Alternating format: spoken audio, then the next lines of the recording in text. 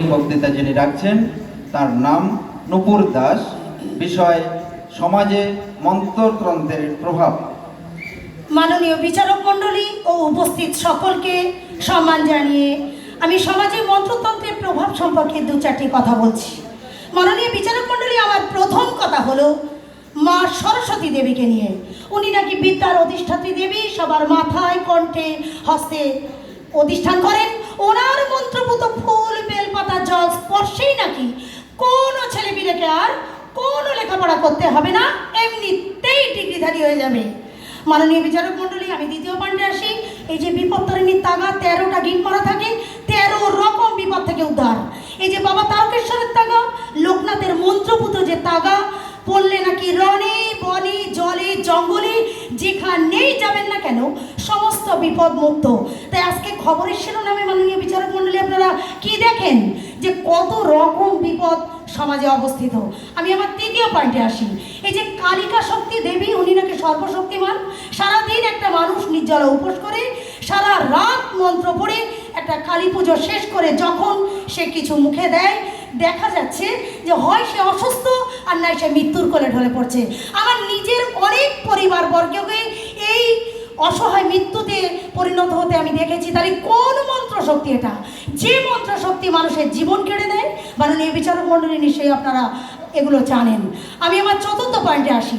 এই যে সাপে কামড়ানো রোগীকে মাননীয় বিচারক মণ্ডলী আপনারা দেখেন না যে অনেক অনেক জায়গাতে আছে, তৎক্ষণাৎ হাসপাতালে না নিয়ে গিয়ে ঝাড়ফুঁক টুকটাক করে তার বিষটাকে নামিয়ে তাকে সুস্থ করে তোলার জন্য। আপনারা নিশ্চয়ই দেখেছেন এর শেষ পরিণতি কোথায়। আমি আমার পঞ্চম পয়েন্টে আসি। এই যে দাঁতে পোকা লাগে কারো, এই মাথা চোখে ছানি পড়েছে, চোখে পোকা, হঠাৎ করে একটা গুণিনীর বাড়ি গেল, সে গুণিন ঝাড়িয়ে দিচ্ছে, সে দাঁতের পোকা চোখের পোকা নাকি ভিড় করে বেরিয়ে গিয়ে নাকি সে সুস্থ। তাহলে আমি আমার পরের পয়েন্টে আসি। এই যে মাথায় কারো যন্ত্রণা করছে, মাথায় একটা মাদুরি পরে নিল, মাথায় যন্ত্রণা, মাথায় একটা মাদুরি পরে নিল, পায়ে ব্যথা, সে ফুফা ফুফা ফুফা দিয়ে ঝাড়িয়েই যাচ্ছে, সেরে গেল। হয়তো কোনো কারণে সেরে গেছে, নাকি মন্ত্র বলে সেরে গেছে। এই যে কারো জ্বর হয়েছে, কেউ খাচ্ছে না, রোগা হয়ে গেছে, এক গোছা নিম পাতা নিয়ে গুণিনের বাড়ি গেল, সে হত্ত ঝাড়ান ঝাড়িয়ে দিয়ে বলছে, তার ইচ্ছা না থাকা সত্ত্বেও বলছে, বল তোর অসুখটা নেই। সে বলছে অসুখটা নেই। তারপর একটা দুটো মাদুলি পরিয়ে দিল, তারা একটু জল পড়া নুন পড়া দিয়ে দিল, যা ভানিস অসুখ।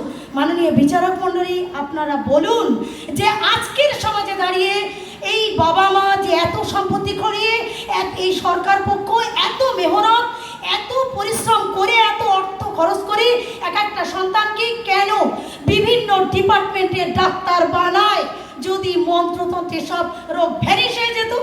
আমি আমার ষষ্ঠ পয়েন্টে আসি।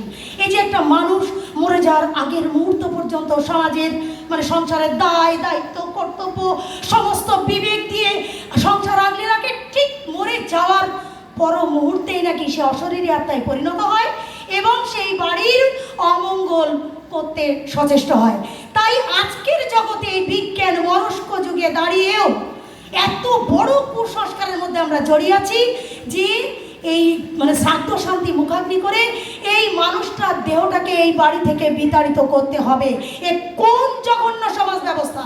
মাননীয় বিচারক মণ্ডলী, আপনারা নিশ্চয়ই এগুলো জানেন। আমি আমার সপ্তম পয়েন্টে আসি। এই যে ঝড় বৃষ্টি হচ্ছে, কারো বাড়ি অনুষ্ঠান, কি সমাচার না, দৌড়ে সেই বাড়ির মালিক আর মালকিন একটা গ্লাস পড়া বাড়ি পড়া নিয়ে গিয়ে দৌড়ে মাটিতে পুঁতে দিল। কি সমাচার না, ঝড় বৃষ্টি বন্ধ হয়ে যাবে, অনুষ্ঠান সুন্দর পরিচালনা হবে।